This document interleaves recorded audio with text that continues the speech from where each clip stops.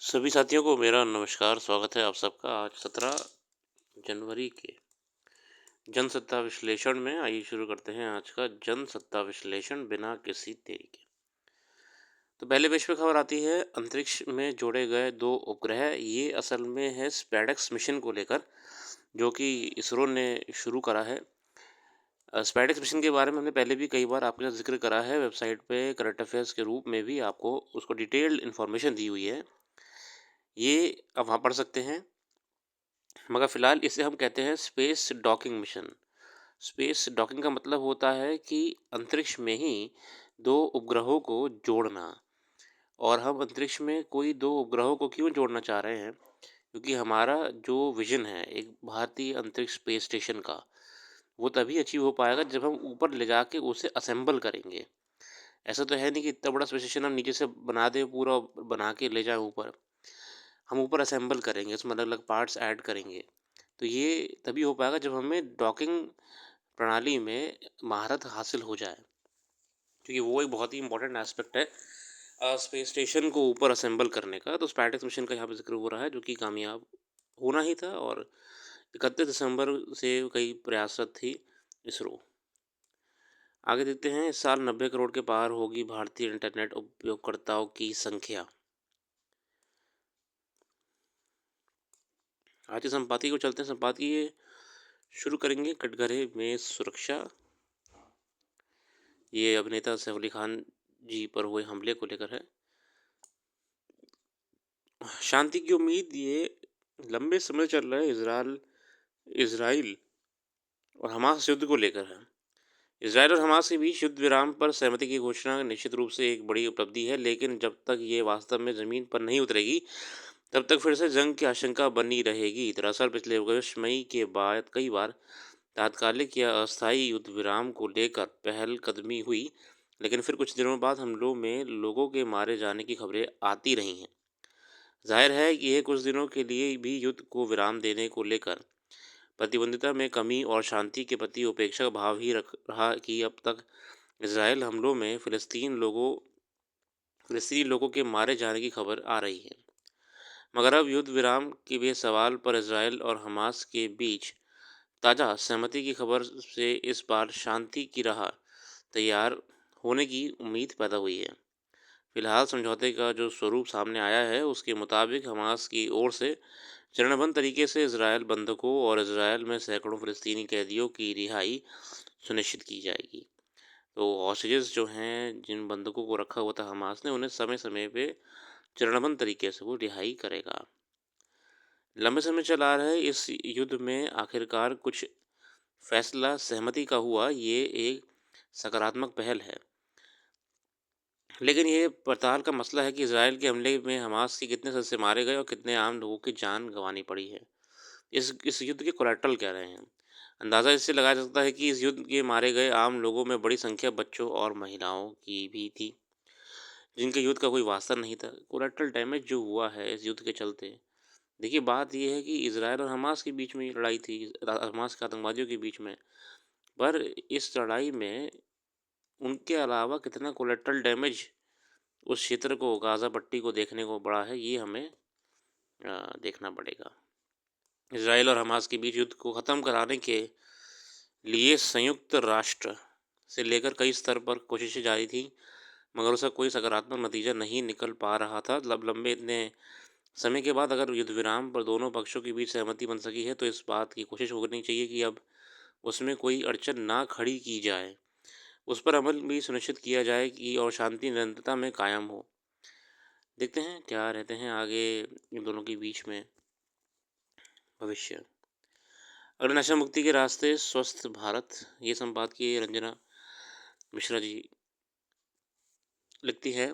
भारत विश्व की सबसे प्राचीन और समृद्ध संस्कृतियों में से एक है, लेकिन आज यह अनेक सामाजिक समस्याओं से जूझ रहा है। इनमें से एक समस्या नशे की बढ़ती लत, जिसने न केवल समाज की जड़ों को कमज़ोर किया है, बल्कि नई पीढ़ी के भविष्य को भी अंधकारमय बना दिया है। युवा किसी भी राष्ट्र की जीवन में होती हैं, उनकी ऊर्जा किसी भी देश की प्रगति और विकास की दिशा तय करती है। मगर विश्व का सबसे युवा देश है भारत यहाँ 65% से अधिक आबादी 35 वर्ष से कम उम्र की है, लेकिन दुखद है कि देश आज नशे की समस्या से जूझ रहा है। ये समस्या केवल व्यक्तिगत स्तर पर सीमित नहीं, बल्कि इसके प्रभाव समाज और राष्ट्र के विकास पर भी पड़ता है।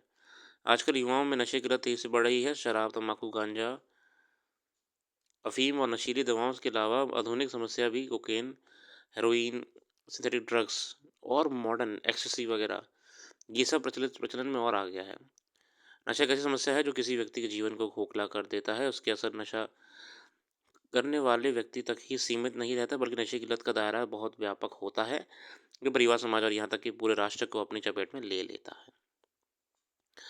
नशे पर होने वाले खर्च को परिवार की आर्थिक स्थिति को कमजोर कर देता है। सीमित संसाधनों के बावजूद नशे की लत पूरा करने के लिए परिवार के अन्य सदस्यों को ज़रूरतों की अनदेखी की जाती है। नशा करने वाले व्यक्ति का स्वभाव आक्रामक हो जाता है। मतलब कई सामाजिक और सोशियो इकोनॉमिक एस्पेक्ट्स हैं जुड़े हुए हैं। एक तो प्रोडक्टिविटी कम हो जाती है, हेल्थ प्रॉब्लम होने के बाद एक्सपेंडिचर बढ़ जाते हैं। इससे पूरा असर जो है समाज को देखने को मिलता है, परिवार को देखने को मिलता है। दुर्घटनाएं हो जाती हैं, मृत्यु हो जाती हैं। तनाव, अवसाद, अकेलापन और असफलता के कारण लोग नशे की ओर आकर्षित होते हैं। दूसरी ओर रिश्तों के रूढ़ी समस्याओं और बेरोजगारी के कारण भी युवा तनाव में आने से नशे का सहारा लेते हैं। ये समस्या राष्ट्र की प्रगति और विकास को भी बाधित करती है।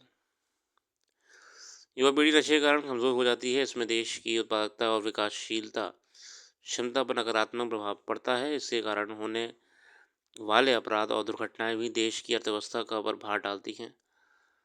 मादक पदार्थों की तस्करी अक्सर आतंकवादी गतिविधियों को फंड करने का जरिया बनती हैं। और लेकिन टेरर फाइनेंसिंग भी इससे बड़ी आसानी से हो जाती है, क्योंकि एकदम से बिक जाता है, ये मोटा पैसा मिल जाता है डॉलरों में। टेरर फाइनेंसिंग भी इसीलिए टेरर फाइनेंसिंग को रोकने के लिए जो एजेंसीज होती हैं, ड्रग एनफोर्समेंट एजेंसीज होती हैं, ये भी ध्यान रखती हैं कि इसका मार्केट में प्रचलन कम हो जाए।